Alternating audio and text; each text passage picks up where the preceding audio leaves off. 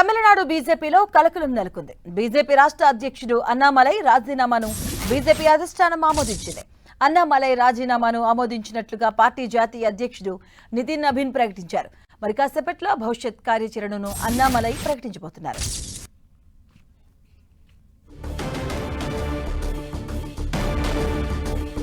అన్నామలై రాజీనామాను ఆమోదించినట్లుగా తెలుస్తుంది. నితిన్ నబీన్ ప్రకటన చేశారు. మరి కాసేపట్లో అన్నామలై కూడా తన తదుపరి కార్యాచరణను ప్రకటించే అవకాశం కనిపిస్తుంది. దీనికి సంబంధించిన పూర్తి అప్డేట్స్ మా కరెస్పాండెంట్ గోపి అందిస్తారు. గోపి, గత కొద్ది రోజులుగా కూడా బీజేపీ అధిష్టానం పైన అసంతృప్తితో ఉన్న నేత తమిళనాడు మాజీ అధ్యక్షుడు అన్నామలై 5 పేజీల రాజీనామా లేఖను అధిష్టానానికి సమర్పించడం జరిగింది. దాన్ని ఆమోదిస్తూ కొద్దిసేపటి క్రితమే నితిన్ నబీన్ ఆమోదిస్తున్నట్టుగా కూడా పార్టీ వర్గాలు ఒక లేఖను కూడా రిలీజ్ చేయడం జరిగింది. అయితే అన్నామలై గత వారం ఏదైతే ఢిల్లీకి వచ్చిన నేపథ్యంలో ఇటు నితిన్ నబీన్ తో పాటు కీలకమైన నేతలందరినీ కూడా ఆయన కలవడం జరిగింది. కేంద్ర హోంశాఖ మంత్రి అమిత్ షాతో కూడా ఆయన భేటీ అయ్యారు. అయితే గతంలో ఐపీఎస్ తో పనిచేస్తున్న సమయంలోనే బీజేపీ భావజాలము, బీజేపీ పట్ల ఆకర్షితుడైన అతను ఐపీఎస్ కు రాజీనామా చేస్తూ ఇటు క్రియాశీలక రాజకీయాల్లోకి రావడం జరిగింది. ఆ తర్వాత తమిళనాడులో బీజేపీకి సంబంధించి ఆయన రాష్ట్ర అధ్యక్షుడు అయిన తర్వాత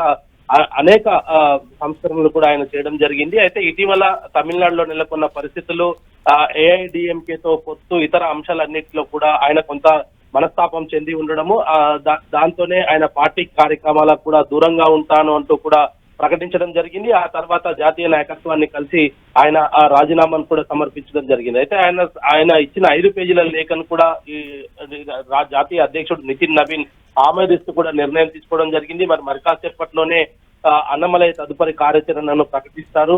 మరి దానికి సంబంధించి కూడా మీడియా ముందుకు వచ్చే అవకాశాలు అయితే కనపడుతున్నాయి. అయితే ఇటీవల తమిళనాడులో టీవీకే పార్టీ ఘన విజయం సాధించడము, ఆ తర్వాత ఏఐడిఎంకే నుంచి కీలక నేతలు ఆయనకు బహిరంగంగానే మద్దతు పలకడము, తమిళనాడులో ఇటు ఏఐడిఎంకే తోటి బీజేపీ పొత్తు వల్ల పార్టీకి జరిగిన నష్టం, ఇతర అంశాలన్నింటినీ కూడా ఆయన ఆ లేఖలో పొందుపరచడం జరిగింది. మరి వాటన్నిటిపైన కూడా అధిష్టానం కొంత ఆయనకు సర్ది చెప్పే ప్రయత్నం చేసినప్పటికీ ఆయన రాజీనామానే తన తదుపరి నిర్ణయం అంటూ కూడా అధిష్టానానికి తేల్చి చెప్పడంతో ఆయన రాజీనామాను అయితే ఆమోదించారు. మరి కాసేపట్లో అన్నామలై తన తదుపరి కార్యాచరణ అయితే ప్రకటించబోతున్నారు. మాధవి. Right, thank you Gopi.